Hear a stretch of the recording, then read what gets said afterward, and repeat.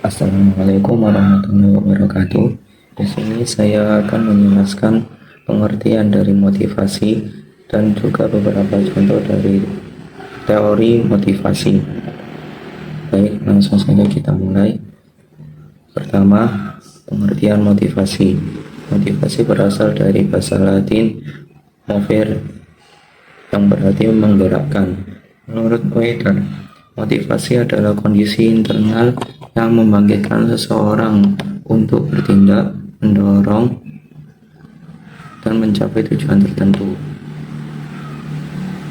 Menurut Uno, motivasi dapat diartikan sebagai dorongan internal dan eksternal yang ada di dalam diri seorang yang diindikasikan dengan adanya hasrat dan minat, dorongan dan kebutuhan, harapan dan cita-cita, penghargaan dan penghormatan.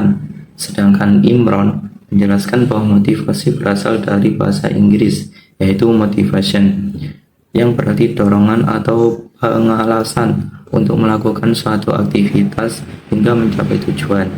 Dari serangkaian pengertian di atas, maka dapat disimpulkan bahwa motivasi adalah sesuatu alasan yang mendorong seseorang untuk melakukan, menyelesaikan, menghentikan, dan sebagainya satu aktivitas guna mencapai tujuan tertentu yang diinginkan dari motivasi tersebut. Selanjutnya, beberapa teori dari motivasi. Yang pertama, ada teori hierarki kebutuhan Maslow. Secara umum, teori ini menjelaskan bahwa setiap manusia memiliki kebutuhan pokok. Teori ini adalah teori psikologi yang diperkenalkan oleh Abraham Maslow di dalam jurnalnya yang berjudul The Theory of Human Motivation di Psychological Review pada tahun 1993. Ia beranggapan bahwa kebutuhan di tingkat rendah harus dipenuhi terlebih dahulu sebelum kebutuhan di tingkat yang lebih tinggi, dan menjadikan keinginan tersebut sebagai hal untuk memotivasi diri. Abraham Maslow juga memberikan pendapat lain bahwa dalam mencapai tingkat selanjutnya, seseorang dapat menggunakan kuasa motivasi untuk mendorong mereka dalam mencapai tingkat kebutuhan di tingkat selanjutnya. Ada dua jenis kuasa motivasi yang dapat digunakan oleh seorang individu dalam memenuhi kebutuhan mereka, yaitu menggunakan deficiency growth atau dapat diartikan sebagai motivasi kekurangan, dan motivation growth atau dapat diartikan sebagai motivasi perkembangan. Untuk motivasi kekurangan diartikan sebagai usaha yang dilakukan seseorang dalam proses pemenuhan kekurangan mereka. Lalu untuk motivasi perkembangan dapat diartikan sebagai motivasi yang secara alami muncul dari dalam diri seseorang dan berguna untuk membuat seseorang tersebut menjadi lebih semangat dalam mencapai keinginan dan tujuan mereka. Di teori ini terdapat 5 tingkatan kebutuhan pokok yang mendasar. Di tingkat pertama atau tingkat paling bawah ada tingkat fisiologis yang meliputi makanan, minuman, pakaian, dan lain-lain. Dan di tingkat kedua ada rasa aman yang meliputi keamanan, keteraturan, stabilitas, dan lain-lain. Di tingkat ketiga ada sosial yang meliputi afeksi, relasi, keluarga, dan lain-lain. Dan tingkat keempat ada penghargaan yang meliputi pencapaian, status, reputasi, dan lain-lain. Dan tingkat yang paling atas atau tingkat 5 ada aktualisasi diri yang meliputi pengembangan diri, pemenuhan ideologi, dan lain-lain. Kemudian ada teori X dan Y. Teori X dan Y dari Douglas MacGregor menjelaskan tentang pandangan yang berbeda mengenai manusia dalam organisasi. Teori X melihat manusia dari sisi negatif. Jenis motivasi yang diterapkan cenderung motivasi negatif, seperti dengan menerapkan hukuman yang tegas. Menurut Douglas, ada 4 asumsi yang dimiliki manajer dalam teori X setelah mengkaji cara para manajer berhubungan dengan para karyawan. Yang pertama, karyawan pada dasarnya tidak menyukai pekerjaan dan sebisa mungkin untuk menghindarinya. 2. Karena karyawan tidak menyukai pekerjaan, mereka harus dipaksa, dikendalikan, atau diancam dengan hukuman untuk mencapai tujuan. Dan ketiga, karyawan akan menghindari tanggung jawab dan mencari perintah formal. Keempat, sebagian karyawan menempatkan keamanan di atas semua faktor lain. Sedangkan untuk teori Y, melihat manusia dari sisi positif, menyukai pekerjaan atau menikmati pekerjaan. Dan untuk memotivasi karyawan dilakukan dengan cara peningkatan partisipasi, kerjasama, dan keterikatan pada keputusan. Bertentangan dengan pandangan-pandangan negatif mengenai sifat manusia dalam teori X, maka juga terdapat 4 asumsi positif yang disebutkan dalam teori Y. Pertama, karyawan menganggap kerja sebagai hal yang menyenangkan, seperti halnya bermain atau beristirahat. Kedua, karyawan akan berlatih mengendalikan diri dan emosi untuk mencapai berbagai tujuan. Ketiga, karyawan bersedia belajar untuk menerima, mencari, dan bertanggung jawab. Dan keempat, karyawan mampu membuat berbagai keputusan inovatif yang diedarkan ke seluruh populasi, dan bukan hanya bagi mereka yang menduduki posisi manajemen. Kemudian, teori ERG adalah teori tentang motivasi yang dicetuskan oleh Clayton Paul Alderfer. Teori ini menyatakan bahwa motivasi dilandasi oleh 3 kebutuhan, yaitu adanya eksistensi, hubungan, dan perkembangan pada diri manusia. Kata ERG merupakan akronim dari kata-kata yang berbahasa Inggris, yaitu existence, relatedness, dan growth. Dalam teori ERG, eksistensi dijadikan sebagai kebutuhan nyata setiap orang yang sesuai dengan harkat dan martabat manusia. Kebutuhan akan hubungan dijelaskan dengan adanya interaksi sosial antar manusia dan interaksi manusia dengan lingkungan sekitarnya. Dalam proses eksistensi dan interaksi akan muncul kebutuhan manusia untuk tumbuh dan berkembang. Teori ERG hampir sama dengan hierarki kebutuhan Maslow. Dalam teori ERG, eksistensi dianggap sebagai kebutuhan pokok, hubungan sebagai kebutuhan sosial, dan perkembangan sebagai bentuk aktualisasi diri. Teori ini mengemukakan 3 kebutuhan manusia, yaitu 1. Kebutuhan eksistensi, yaitu kebutuhan akan pemenuhan faktor fisiologis seperti udara, makanan, air, dan tempat tinggal, dan keselamatan seperti kesehatan, pekerjaan yang aman, dan properti. Kedua, kebutuhan hubungan, yaitu kebutuhan untuk memiliki hubungan dengan orang lain. Kebutuhan ini didasarkan pada interaksi sosial dengan orang lain dan sejalan dengan tingkat sosial seperti persahabatan dan keluarga. Kebutuhan terkait penghargaan seperti mendapatkan rasa hormat dari orang lain. Dan ketiga, kebutuhan pertumbuhan, yaitu kebutuhan atau keinginan untuk bertumbuh dan mencapai potensi diri secara maksimal. Kebutuhan ini sejalan dengan tingkat penghargaan seperti harga diri, kepercayaan diri, dan pencapaian. Dan kebutuhan aktualisasi diri seperti moralitas, kreativitas, memecah masalah, dan penemuan. Kemudian ada teori kebutuhan McClelland. Teori ini dicetuskan oleh McClelland berkaitan dengan teori pembelajaran, di mana McClelland berkeyakinan bahwa kebutuhan adalah suatu hal yang dipelajari dan didapatkan berdasarkan berbagai pengalaman yang individu dapatkan. Dalam perusahaan, teori McClelland dapat dilakukan dengan dua cara, yakni mengidentifikasi motivasi dan merencanakan pendekatan. Mengidentifikasi motivasi dapat dilakukan dengan mengobservasi berdasarkan kepribadian dan perilaku di masa lampau, seperti karyawan yang selalu ingin mendominasi dan mengontrol tujuan akhir, atau karyawan yang aktif dalam rapat untuk mempersuasi rekan-rekannya, yang berarti menandakan bahwa karyawan tersebut memiliki need of power yang tinggi. Adapun karyawan yang ketika rapat terlihat tidak pernah aktif dan selalu menyetujui segala keputusan akhir, maka dapat dipastikan bahwa karyawan tersebut memiliki need for affiliation yang tinggi. Pada cara yang kedua, yakni merencanakan pendekatan. Merencanakan pendekatan dapat dilakukan setelah mengidentifikasi motivasi dilaksanakan. Hal-hal yang dilakukan pada cara kedua ini adalah para pemimpin merencanakan atau mengatur kembali gaya kepemimpinan serta pendelegasian tugas berdasarkan setiap motivasi penggerak karyawannya. Hal ini dapat memastikan seluruh karyawan terus merasa nyaman, terikat, termotivasi, dan senang dengan apa yang mereka kerjakan. Penerapan teori kebutuhan McClellan pada perusahaan berdasarkan ketiga tipe kebutuhan, yakni yang pertama, need for achievement, motif yang mendorong serta menggerakkan seseorang untuk berprestasi dengan selalu menunjukkan peningkatan ke arah standar excellence. Umpan balik individu.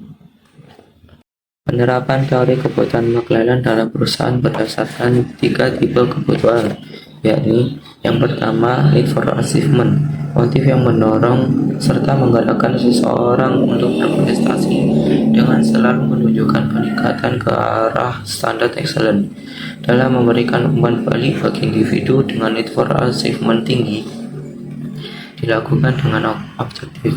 Individu ini ingin mengetahui apakah yang mereka lakukan baik atau salah, sehingga mereka dapat berkembang. Kedua, need for affiliation, motivasi yang menyebabkan seseorang mempunyai keinginan untuk berada bersama-sama orang lain, mempunyai hubungan afeksi yang hangat dengan orang lain, atau selalu bergabung dengan kelompok bersama-sama yang memiliki tujuan sama. Pemberian umpan balik bagi individu ini dapat dilakukan dengan personal, seperti memberikan komentar akan baiknya dalam menguatkan relasi dengan rekan yang lain dan kepercayaan pimpinan dengan karyawan tersebut. Dengan begitu, karyawan yang memiliki need for affiliation tinggi akan lebih terbuka. Yang ketiga, need for power, yaitu kebutuhan untuk kekuasaan yang merupakan refleksi dan dorongan untuk mencapai otoritas untuk memiliki pengaruh terhadap orang lain. Umpan balik yang lebih disenangi oleh individu ini dapat dilakukan secara langsung tanpa bertele-tele, serta cara untuk memotivasinya adalah dengan membantu individu ini untuk memasuki jenjang karir yang lebih jauh. Kemudian ada teori motivasi Higgins. Frederick Herzberg adalah seorang psikologi Amerika Serikat yang menemukan teori ini. Teori tersebut didapat setelah penelitian terhadap 203 akuntan dan teknisi di Pittsburgh, Amerika Serikat. Teori ini memiliki dua faktor, yaitu pertama, motivator, misalnya penantang kerja, pengakuan prestasi seseorang, tanggung jawab, dan lain-lain, yang memberikan kepuasan positif yang timbul dari kondisi intrinsik pekerjaan itu sendiri, seperti pengakuan prestasi atau pertumbuhan pribadi. Kedua, faktor Higgins, misal status, keamanan kerja, gaji, tunjangan, kondisi kerja, gaji yang baik, membayar asuransi, liburan, dan lain-lain, yang tidak memberikan kepuasan positif atau menimbulkan motivasi yang lebih tinggi meskipun hasil ketidakpuasan dari ketidakhadiran mereka. Istilah Higgins digunakan dalam arti bahwa ini adalah faktor pemeliharaan. Faktor ini adalah ekstrinsik untuk pekerjaan itu sendiri dan mencakup aspek-aspek seperti kebijakan perusahaan, praktik pengawasan, atau upah. Kemudian ada teori harapan. Teori harapan atau ekspektasi teori dikemukakan oleh Victor Fromm pada tahun 1964. Fromm lebih menekankan pada faktor hasil atau outcomes ketimbang kebutuhan atau needs seperti yang dikemukakan oleh Maslow dan Herzberg. Teori harapan menyatakan bahwa jika seseorang menginginkan sesuatu dan harapan untuk memperoleh sesuatu, yang bersangkutan akan sangat terdorong untuk melakukan berbagai hal untuk mencapai yang diinginkannya itu. Sebaliknya, jika harapan memperoleh hal yang diinginkannya itu rendah, maka kemauan untuk berupaya juga akan semakin. Kemudian ada teori penentuan tujuan. Goal setting theory atau teori penetapan tujuan merupakan teori yang dikemukakan oleh Dr. Edwin Loki pada akhir tahun 1960. Loki mengungkapkan bahwa teori penetapan tujuan merupakan teori yang menunjukkan adanya keterkaitan antara tujuan dan kinerja seorang individu terhadap tugasnya. Dalam teori ini juga diungkapkan bahwa tujuan yang spesifik dan sulit akan memberikan hasil kinerja tugas yang lebih baik daripada hasil kinerja tugas yang dengan tujuan yang lebih mudah. Pada teori ini, tujuan yang lebih rumit akan tercapai jika ada usaha dan perhatian yang lebih besar daripada tujuan yang lebih mudah. Selain itu, jika suatu individu dihadapkan pada tujuan dengan tingkat kesulitan yang lebih tinggi, maka individu tersebut perlu lebih banyak pengetahuan dan keterampilan daripada tujuan dengan tingkat kesulitan yang lebih rendah. Menurut Loki, ada 5 prinsip untuk sukses goal setting, antara lain pertama, clarity atau kejelasan. Pastikan goal tersebut jelas, spesifik, dan teratur.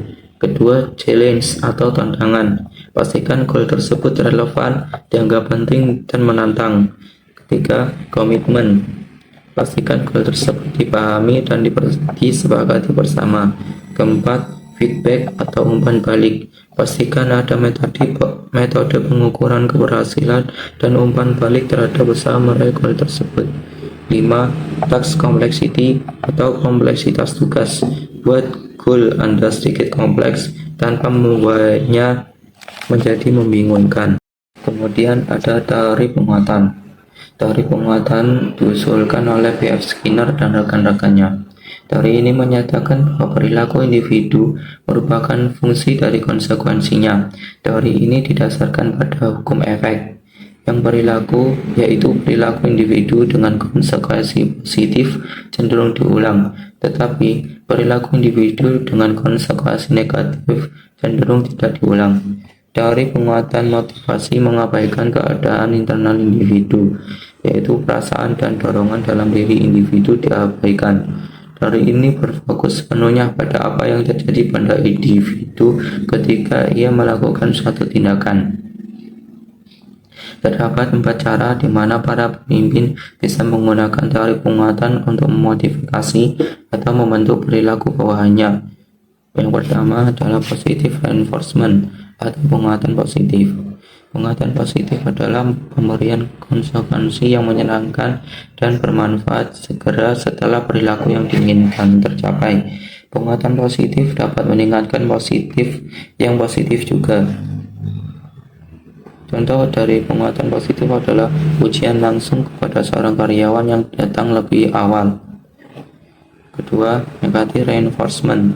Penguatan negatif atau negative reinforcement adalah penguatan berdasarkan prinsip bahwa frekuensi respon akan meningkat karena diikuti dengan penghilangan stimulus yang merugikan atau tidak menyenangkan.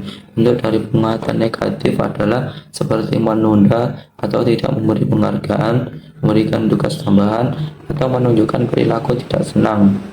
3. Punishment atau hukuman. Punishment atau hukuman berarti menghapus konsekuensi positif yang diberikan kepada seseorang sehingga menurunkan kemungkinan orang tersebut mengulang perilaku yang tidak diinginkan di masa depan. Itu artinya sebuah